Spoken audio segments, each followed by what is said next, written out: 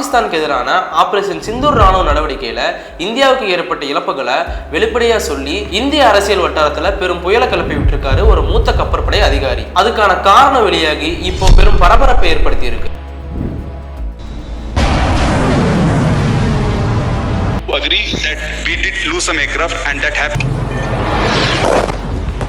பஹல்காம் தீவிரவாத தாக்குதலுக்கு பதிலடியா மே 7ஆம் தேதி பாகிஸ்தான்ல இருக்க 9 தீவிரவாத முகாம்களை தாக்கி அழிச்சது இந்தியா. அந்த தாக்குதல் நடத்தும் போது இந்தியாவோட 6 போர் விமானங்களை நாங்க சுட்டு வீழ்த்திட்டோம்னு பாகிஸ்தான் ராணுவம் அறிவிச்சது. ஆனா இந்த தகவலை மறுத்த இந்திய ராணுவம் ஆரம்பத்துல சில இழப்புகள் ஏற்பட்டதுனால எங்களோட டாக்டிக்ஸை மாத்தி தக்க பதிலடி கொடுத்தோம்னு இந்திய ராணுவம் சொல்லியிருந்தாங்க. இந்த சூழல்ல இந்தோனேஷியாவுக்கான இந்தியாவின் டிஃபென்ஸ் அட்டாச்னு சொல்லக்கூடிய ஒரு கப்பற்படை அதிகாரி கேப்டன் சிவகுமார் அவர்கள் ஒரு கருத்தரங்களை சொன்ன தகவல்கள் நாடு முழுவதும் பெரும் விவாத பொருளை தூண்டி இருக்கு. இந்தியா பல விமானங்களை இழந்துச்சு அப்படிங்கிற செய்தியை நாங்க ஏத்துக்க மாட்டோம். ஆனா சில விமானங்களை இழந்துச்சு. ஆபரேஷன் சிந்தூர்ல பாகிஸ்தான்ல இருக்க ராணுவ கட்டமைப்பு வான் பாதுகாப்பு அமைப்புகளை தாக்கக்கூடாதுன்னு அரசியல் தலைமை இந்திய ராணுவத்துக்கு கட்டளையிட்டு இருந்தாங்கன்னு கேப்டன் சிவகுமார் சொல்லியிருக்காரு. தீவிரவாத முகாம்களை தாக்கும் போது இந்திய விமானங்கள் மேல பாகிஸ்தான் ராணுவம் தாக்குதல் நடத்தினாங்க. ஆனா நாங்க அரசியல் தலைமைக்கு கட்டுப்பட்டு பாகிஸ்தான் ராணுவ கட்டமைப்புகளை தாக்காம இருந்தோம் அப்படிங்கிற விஷயத்தை